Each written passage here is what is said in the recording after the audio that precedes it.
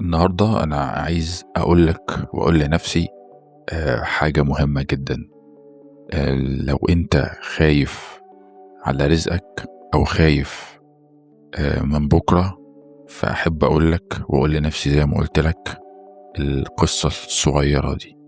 الموضوع باختصار يعني كان إن أنا عايز أشتري لابتوب.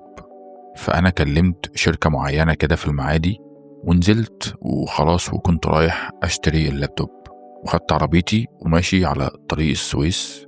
وبعدين قبل طلعت الدائري بشوية كده كلموني الشركة وقالوا لي إن يا فندم اللابتوب اللي حضرتك كنت متفق عليه للأسف اتباع، بس ما نزلش على السيستم. عايزك بس تاخد بالك إني وأنا نازل من بيتي كنت في دماغي إن أنا رايح المعادي وهشتري لابتوب بفلوس معينة. المهم مجرد ما المكالمة دي وصلت لي أنا زي ما بيقولوا كده كنت اتقفلت منهم. فقلت لهم طب خلاص يعني ادوني شوية كده وأنا هكلمكم، هفكر وهكلمكم. هم حسوا باللي هم عملوه فابتدوا يقولوا لي يا فندم والله احنا اسفين جدا وهنقدم لك ديسكاونت، وكانوا ناس محترمة جدا، بس أنا كنت خلاص اتقفلت منهم يعني.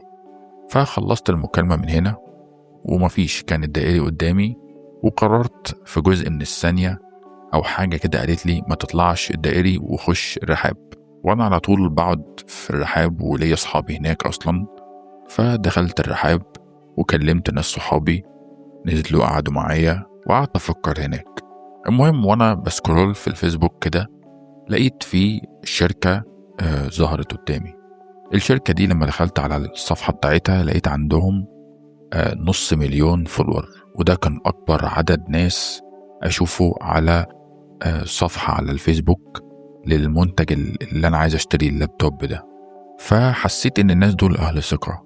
دخلت أشوف الكومنتات وأشوف الريفيوز بتاعت الصفحة، لقيت الناس بتشكر فيهم جدا. الواحد ابتدى يستريح أكتر وأكتر. قمت مكلمهم في التليفون في لابتوب كذا كذا، قالوا لي يا فندم موجود. واكتشفت إن السعر أقل من اللي أنا رايح أجيبه بمبلغ مش قليل.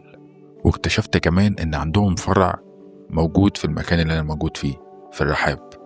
بسرعة قمت جاي مصلي العصر ورحت لهم وسألت على اللابتوب، لقيت هناك فيه 2 مش 1، وقالوا لي اختار اللي انت عايزه. وفي الحالة بتاعتي اللي أنا فيها دي لما بجيب لابتوب يوزد الشركات كلها بتدي 3 شهور ضمان. أنا اكتشفت إن الناس دول بيدوا 6 شهور ضمان. أنا عايزك تحاول تخرج من فكرة إن أنا بشتري لابتوب وتحاول تشوف ربنا قدر ليا إيه وأنا كنت نازل أعمل إيه أصلا. المهم خلاص تمام، جبت اللابتوب وأنا راجع ابتديت أفكر في قد إيه أنا كنت نازل على طريق وربنا قدر ليا طريق تاني، والطريق التاني ده طلع أحسن بكتير. أنا كنت رايح أجيب اللابتوب بفلوس معينة من المعادي، ولكن ربنا خلاني أخش الرحاب وأجيب اللابتوب نفس النوع اللابتوب بل أحسن منه بشوية وبفلوس أقل منه بكتير.